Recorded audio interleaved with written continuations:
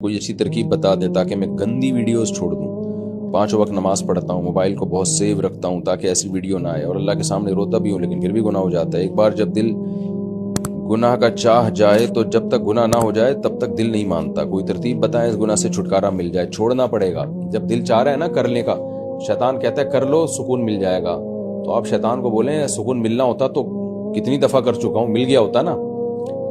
تو اس وقت دل کو روکیں آپ، کیونکہ شیطان کہے گا بھائی تیرا دل میں نا مسلسل گناہ کا خیال آئے گا، تو ایک دفعہ کر لے.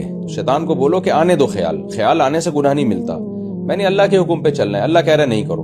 اب ساری زندگی بھی خیال آتا رہے، گناہ کا خیال تنگ کرتا رہے، تو کرنے دے تنگ، اس پہ آپ کو ثواب ملے گا. لیکن یہ کر لینا کہ جی چونکہ دل بار بار تنگ کر رہا ہے تو ایک دفعہ کر لو تاکہ دل صاف ہو جائے، یہ نہیں ہو سکتا بھائی. وقتی طور پر دل جو ہے مطمئن ہو جائے گا، اس کے بعد دل کا پھر دوبارہ دل کرے گا، وہ کہے گا پھر کرو کرتے رہو. پھر تو زندگی برباد ہو جاتی ہے لوگوں کی گناہوں میں پڑھ کے. تو اپنی جان پہ رحم کریں. جب گناہ کا خیال دل میں آئے تو شیطان جب یہ کہے کہ کر لو تاکہ سکون مل جائے، تو شیطان سے بولو کہ مجھے بے سکونی برداشت ہے، میں اللہ کے غم میں بے سکون رہنا پسند کرتا ہوں.